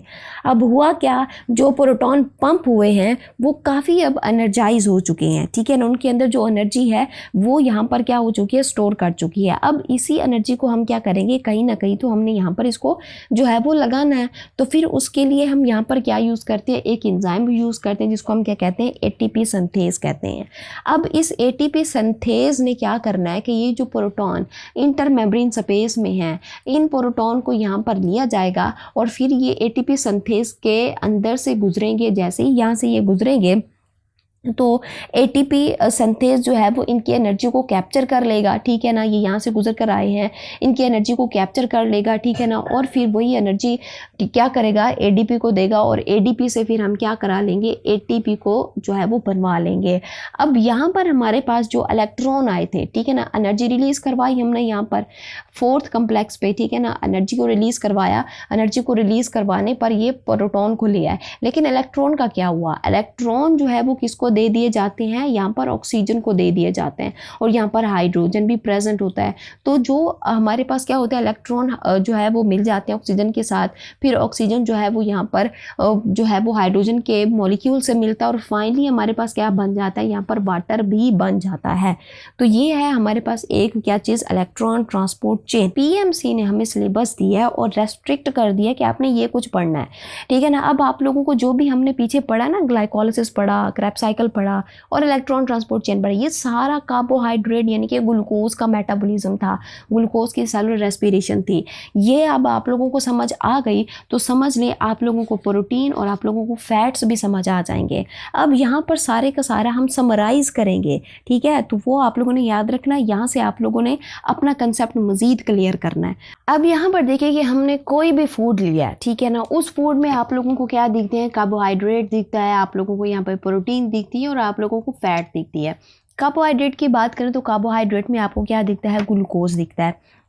ठीक है, कार्बोहाइड्रेट में आपको क्या दिखता है जी, ग्लूकोज दिखता है। फैट्स की बात करें तो फैट्स में आपको क्या दिखता है, फैट्स में आप लोगों को सॉरी यहाँ पर हम लिपिड लिखेंगे। ठीक है, लिपिड लिखेंगे। लिपिड में आप लोगों को फैट्स और आप लोगों को क्या मिलता है, ग्लाइसिरोल मिलता है। और प्रोटीन में आपको क्या दिखते हैं, अमाइनो एसिड दिखते हैं। ठीक है ना। अभी हम बात करेंगे किस चीज़ की, ग्लूकोज की बात करेंगे। ठीक है, अभी हमने यहाँ पर पढ़ा कि ये जो हमारे पास क्या होता है, कार्बोहाइड्रेट में ग्लूकोज होता है। ग्लूकोज की हम क्या कराते हैं, ग्लाइकोलाइसिस कराते हैं। यानी कि हम यहाँ पर ग्लूकोज से, जो हमारे पास ग्लूकोज था, ग्लूकोज से हम क्या बनाते हैं जी, ग्लाइसर एल्डिहाइड को बनवाते हैं। अब ग्लूकोज हमारे पास कितने कार्बन वाला कंपाउंड था, 6 कार्बन वाला हमारे पास कंपाउंड था। ठीक है, अब ये 6 कार्बन वाला कंपाउंड टूटता है कितने कार्बन वाले कंपाउंड में, 3 कार्बन वाले कंपाउंड में। तो हमारे पास 3 कार्बन वाले कितने बनेंगे, यहाँ पर हमारे पास 2 ग्लाइसर एल्डिहाइड बनेंगे। ठीक है ना। अब यहाँ पर जब हमने क्या किया था, ग्लाइसर एल्डिहाइड को बनवाया था, तो आपको याद है मैंने आप लोगों को कहा था कि ग्लाइकोलाइसिस के पहले 3 स्टेप में हम क्या करते हैं, एनर्जी को यहाँ पर लगाते हैं। ठीक है, एनर्जी को यहाँ पर लगाया जाता है। तो जब ग्लाइकोलाइसिस होती है, ग्लूकोज से ग्लाइसर एल्डिहाइड बनता है, तो यहाँ पर हमारे पास क्या होता है, हम यहाँ पर 2 ATP को यूज़ करते हैं। कितने ATP को यूज़ करते हैं, 2 ATP को यहाँ पर हम क्या करते हैं, यूज़ करते हैं। अब क्या होता है कि एक ग्लाइसर एल्डिहाइड जब एक पाइरुवेट में यहाँ पर क्या होता है, कन्वर्ट होता है, तो यहाँ से हमारे पास क्या होता है कि 2 ATP के मॉलिक्यूल बनते हैं। कितने बनते हैं, 2 ATP के हमारे पास यहाँ पर क्या बनते आते हैं जी, मॉलिक्यूल बनते हैं। तो यहाँ पर हमारे पास कितने ग्लाइसर एल्डिहाइड हैं, 2 ग्लाइसर एल्डिहाइड हैं। तो 2 ATP हम यहाँ पर मज़ीद ऐड कर देंगे तो हमारे पास कितने ATP बनेंगे, 4 ATP बनेंगे। और यहाँ पर हमारे पास साथ ही साथ यहाँ पर क्या निकलता है, NADH भी बनता है। ठीक है, क्या बनता है, NADH भी बनता है। लेकिन यहाँ पर 2 ग्लाइसर एल्डिहाइड हैं तो हम कितने NADH की बात करेंगे, 2 की बात करेंगे। तो एक NADH कितनी ATP बनाता है, 3। तो हम यहाँ पर इसको मल्टीप्लाई करेंगे तो ये हमारे पास क्या हो गया, 6 हो गया।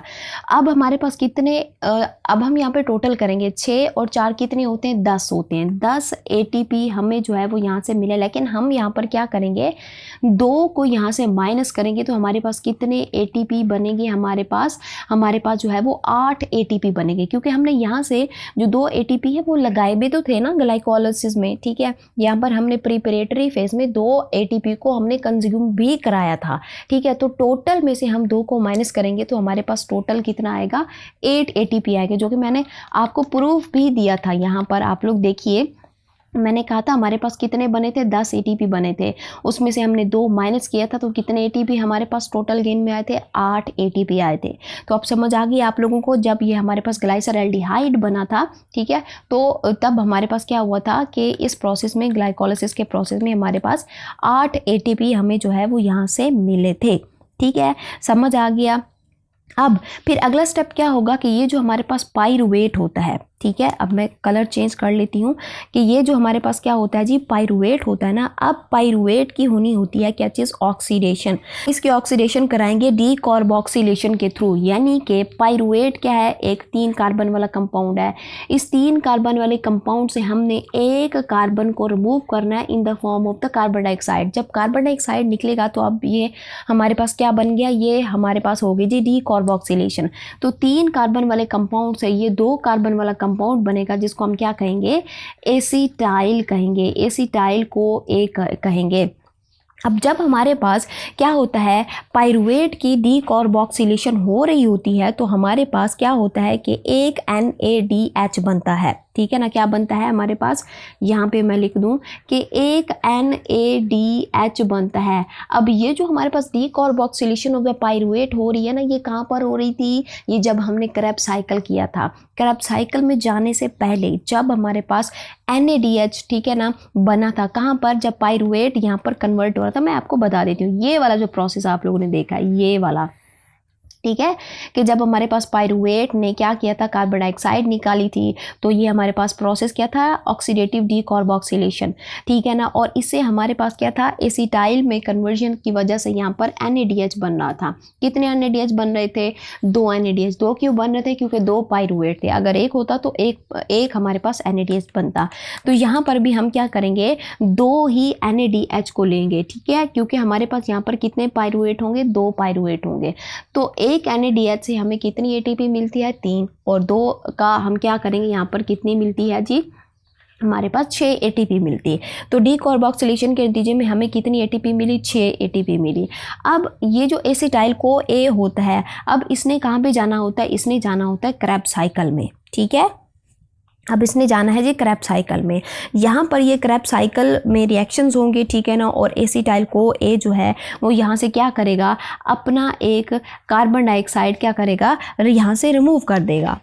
और इस दौरान क्रेब्स साइकिल के दौरान हमने कहा था कि क्या क्या बनता है, यहाँ पर हमने देखा था 3 NADH बन रहे थे, ठीक है ना। एक हमारे पास क्या बन रहा था, एक FADH बन रहा था, और हमें जो है वो 2 ATP मिल रहे थे एक मर्तबा के क्रेब्स साइकिल चलने पर। लेकिन हमने कहा कि यहाँ पर कितने एसिटाइल हैं, 2 एसिटाइल है, तो हम इसको क्या कर देंगे, डबल कर देंगे। तो अगर हमारे पास 3 NADH है तो हमारे पास कितने ATP बन रहे हैं, यहाँ पर 3 NADH की वजह से हमारे पास 9 ATP बनेंगे। एक FADH की वजह से हमारे पास यहाँ पर हमारे पास कितने होंगे, 2 होंगे। और यहाँ पर हमारे पास अगर सिंगल की बात करें तो एक ATP था, तो यहाँ पर 1 हो जाएगा। तो ये हमारे पास कितने हो जाएंगे, 12 हमारे पास क्या बनेंगे, ATP बनेंगे एक सिंगल क्रेब्स साइकिल के रन होने से। लेकिन यहाँ पर कितने एसिटाइल हैं, 2 हैं। अब इसी 12 को आप लोग क्या कर दे, डबल कर दे, तो ये कितने ATP बनती है, 24 ATP बनते हैं। अब हम यहाँ पर जो है वो टोटल करते हैं कि कितने ATP हमें इस पूरे जो हमारे पास क्या है जी, ग्लूकोज का जो सेलुलर रेस्पिरेशन देखिए, इसमें कितने ATP हमारे पास यहाँ बनते हैं, कितने हैं। यहाँ पर हमारे पास 24 ATP ये हो गए, ठीक है। 8 ATP हमने क्या कहाँ पर बनाए थे, जब हमने ग्लाइसरल्डिहाइड से पायरुवेट बनाया था, तो हमारे पास कितने हो गए, ये 8 हो गए। और यहाँ पर हमारे पास 6 ATP यहाँ पे बन रहे थे जब हमने डीकार्बोक्सिलेशन कराई थी। तो अब हम इनको क्या करेंगे, कंबाइन करेंगे। 24 और 6 कितने हो जाते हैं, यहाँ पर 30 हो जाते हैं। और यहाँ पर 8 कितने हो गए जी, 38 ATPs, ठीक है ना। कहीं कहीं पे आप लोगों को 36 ATP भी आप लोगों को मिलते हैं, ठीक है ना। अब यहाँ पर जो है वो 36 से 38 ATP, यानी कि यहाँ पर 2 ATP का फ़र्क क्यों आ रहा है, 36 होने चाहिए थे ना। यहाँ पे बुक्स में तो हमने यहाँ पर हर वक्त पढ़ा है कि 36 ATP मिलते हैं हमारे पास ग्लूकोज की सेलुलर रेस्पिरेशन से, लेकिन यहाँ पर 38 ATP आ रहे हैं। 2 ATP का फ़र्क क्यों है, वो फ़र्क इसलिए है क्योंकि काफ़ी सारे ऑर्गेनिज्म जो है ना वो शटल सिस्टम का यूज़ करते हैं, जो कि पेड होते हैं, और कुछ शटल सिस्टम फ्री होते हैं। हमने जब ग्लूकोज को जो है वो पायरुवेट में कन्वर्ट किया था, तो बने थे हमारे पास कितने ATP, 2 ATP, जो इंस्टेंटली हमने क्या करा लिए थे, यूज़ करा लिए थे, कहाँ पर, ग्लाइकोलिसिस में। और 2 हमारे पास क्या बने थे, NADH बने थे। अब ये जो 2 NADH बने थे ना ग्लाइकोलिसिस में, उसने कहाँ पर जाना था, उसने क्रेब्स साइकिल से होते हुए यहाँ पर ETC में जाना था। अगर यही NADH शटल सिस्टम को यूज़ करके लिफ्ट लेकर इलेक्ट्रॉन ट्रांसपोर्ट चेन में जाए तो क्या होगा, तो एक NADH के लिए एक ATP यूज़ हो जाएगा और 2 NADH के लिए 2 ATP यूज़ हो जाएंगे। तो यहाँ जो 2 ATP बने थे वो यहाँ पर क्या हो जाएंगे, खर्च हो जाएंगे। जो ग्लाइकोलिसिस में बने थे इंस्टेंटली, जिनको हम यूज़ कर सकते थे, वो यहाँ पर क्या हो जाएंगे, यूज़ कर जाएंगे, ठीक है। तो यहाँ 2 ATP जो बने थे वो क्या हो गए, खर्च हो गए, और बने हमारे पास कितने ATP, 36 ATP। तो ये हमारे पास फ़र्क होता है कि 36 किसी ऑर्गेनिज्म में बन रहे होते हैं, कभी हमारे पास 38 बन रहे होते हैं। सिर्फ रीज़न यही होता है कि NADH अगर शटल सिस्टम यूज़ करके जाएगा तो 2 ATP खर्च हो गए, अगर नहीं जाएगा तो 38 बनेंगे, ठीक है। ये भी आप लोगों को मैंने क्लैरिफाई कर दिया। तो यहाँ तक सारा मैंने आप लोगों को किसका बताया जी, ग्लूकोज का मैकेनिज्म बताया। अब मैं आप लोगों को यहाँ पर बताती हूँ फैट्स की कहानी। फैट्स के केस में क्या होता है कि हमारे पास ये जो लिपिड होता है ना, लिपिड, ठीक है ना, लिपिड किस में टूटता है, लिपिड टूटता है फैट्स में, और किस चीज़ में, ग्लाइसिरोल में टूटता है, ठीक है ना। अब ये जो हमारे पास ग्लाइकोलिसिस होता है ना, इसके पास अब 2 रास्ते होते हैं। या तो ये दूसरे ग्लाइसरोल से मिलकर ग्लूकोज बना ले, ठीक है ना, वो एक अलग पाथवे होता है जिसको हम ग्लूकोजेनेसिस कहते हैं। लेकिन अगर ग्लाइसरोल ने मेटाबोलाइज होना है तो वो क्या करेगा, वो ग्लाइकोलाइसिस में जाएगा, ठीक है। ग्लाइकोलाइसिस में जाता है तो वहाँ ये किस में कन्वर्ट हो जाता है, ग्लाइसरएल्डिहाइड में कन्वर्ट हो जाता है, ठीक है ना। और ये ग्लाइसरएल्डिहाइड से फिर किस में कन्वर्ट हो जाता है, पाइरूवेट में। और इस दौरान जो है वो 2 ATP और एक NADH बनेगा। क्या बनेगा जी, 2 ATP और एक आप लोगों को क्या मिलेगा, NADH मिलेगा, ठीक है ना। अब यहाँ पर जब हम इनको कंबाइन करेंगे तो टोटल हमारे पास कितने जो है वो ATP आएंगे, 5 ATP हमें यहाँ से मिलेंगे, ठीक है ना। फिर हमारे पास क्या होता है, हमारे पास ग्लूकोज के केस में क्या था, ग्लाइसरएल्डिहाइड डबल था, लेकिन यहाँ पर हमारे पास क्या है, एक ही ग्लाइसरोल से एक ही ग्लाइसरएल्डिहाइड बनेगा। फिर पाइरूवेट की होगी जी डीकार्बोक्सिलेशन और उससे फिर क्या होगा, एक NADH बनेगा। मतलब क्या है कि इससे 3 ATP के मॉलिक्यूल बनेंगे और हमारे पास फिर एक ही क्या बनेगा, यहाँ से एक ही एसीटाइल बनेगा, ठीक है। अब एक एसीटाइल फिर कहाँ पे जाएगा, क्रैब साइकिल में जाएगा। और एक बार के क्रैब साइकिल चलने पर कितने ATP बन रहे थे, 12 ATP बन रहे थे। अब जब हम इसको कंबाइन करेंगे तो हमारे पास कितने ATP आएंगे, टोटल हमारे पास ग्लाइसरोल के केस में कितने ATP आ रहे हैं, 18 ATP आ रहे हैं। अब हम बात करते हैं किस चीज़ की, फैटी एसिड की। फैटी एसिड की हो जाती है क्या चीज़, बीटा ऑक्सीडेशन, ठीक है। क्या हो जाती है, बीटा ऑक्सीडेशन। मैं कलर चेंज कर लेती हूँ। यहाँ पर इसकी क्या हो जाती है जी, बीटा ऑक्सीडेशन हो जाती है और इसको एसीटाइल में क्या कर दिया जाता है जी, कन्वर्ट, ठीक है। किस में कन्वर्ट कर दिया जाता है, एसीटाइल में कन्वर्ट कर दिया जाता है। अब एग्जांपल ले लेते हैं हम एक फैटी एसिड की, एक ऐसा फैटी एसिड जिसमें आपको 16 कार्बन मिलते हैं, ठीक है ना। तो जब ये हमारे पास टूटेगा, ठीक है ना, हमारे पास क्या है, एक फैटी एसिड है जिसमें कार्बन की तादाद कितनी है, 16 है। तो जब इसकी बीटा ऑक्सीडेशन होगी तो इससे जब एसीटाइल बनेंगे तो कितने बनेंगे, हमारे पास 2 कार्बन वाला एसीटाइल कंपाउंड है ना, तो यहाँ पर 8 एसीटाइल हमारे पास यहाँ पर बन जाएंगे, टोटल 8 एसीटाइल। और एसीटाइल यहाँ पर फिर ये किस में चला जाएगा, डायरेक्ट फिर ये यहाँ पर जो है ये क्रैब साइकिल में चला जाएगा, ठीक है। और एक बार के क्रैब साइकिल चलने पर कितने ATP मिलते हैं, 12 ATP मिलते हैं। अब इस 12 को मल्टीप्लाई कर दो 8 के साथ तो हमारे पास आंसर क्या आता है, 96।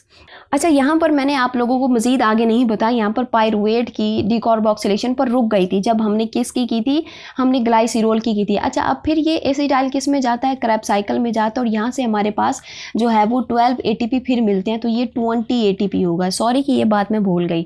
अच्छा, अब हम इनको कंबाइन करेंगे तो 20 + 96 हमारे पास कितने ATP होते हैं, तो यहाँ पर आप लोगों को 116 ATP मिलते हैं, ठीक है ना, जो कि आप लोगों को 3 गुना ज़्यादा ATP दे रहा है, किससे, ग्लूकोज की मेटाबॉलिज्म से, ठीक है। तो ये आप लोगों ने अब यहाँ पर सीख लिया कि फैट्स के केस में हमें कितने ATP मिलेंगे।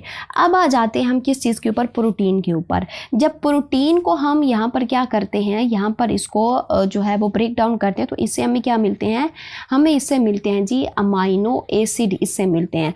और प्रोटीन को तब हम यूज़ कर पाएंगे अपनी बॉडी में जब हमारी बॉडी में और गुजारा ना हो सकता हो, बिल्कुल हम भूखे हों या जैसे कि हम फास्टिंग की बात करते हैं, ठीक है ना, तब तो जब अमाइनो एसिड बनता है तो इस अमाइनो एसिड की अब हम क्या कर देंगे, डी अमाइनेशन, क्या कर देंगे, इसकी हम यहाँ पर कर देंगे जी डी अमाइनेशन कर देंगे। यानी कि हम इसमें से अगर हम इसका फॉर्मूला देखें तो उसमें आपको क्या मिलता है, अमाइनो ग्रुप मिलता है। तो इस अमाइनो ग्रुप को हम क्या कर देंगे, रिमूव कर देंगे, ठीक है। और फिर ये जो अमाइनो ग्रुप होता है ना, ठीक है, NH3 होता है, फिर ये यूरिया में कन्वर्ट कर दिया जाता है लीवर में, ठीक है ना। और फिर ये क्या बन जाता है, ये यूरिन का पार्ट बनकर बॉडी से रिलीज हो जाता है, ठीक है ना। और इस डी अमाइनेशन के बाद अब यहाँ पर बचती है सिर्फ सी स्केलेटन, ठीक है, सी स्केलेटन बचता है, ठीक है ना। अब इसके पास यहाँ पर जो है वो 2 ऑप्शन है इस सी स्केलेटन के पास, ये खुद को या तो ग्लाइसरएल्डिहाइड से ज्वाइन कर लेगा, यहाँ सी स्केलेटन अगर ग्लाइसिरोल वाला पाथवे अडॉप्ट करेगा तो इससे 20 ATP हमें जो है वो यहाँ से मिलेंगे,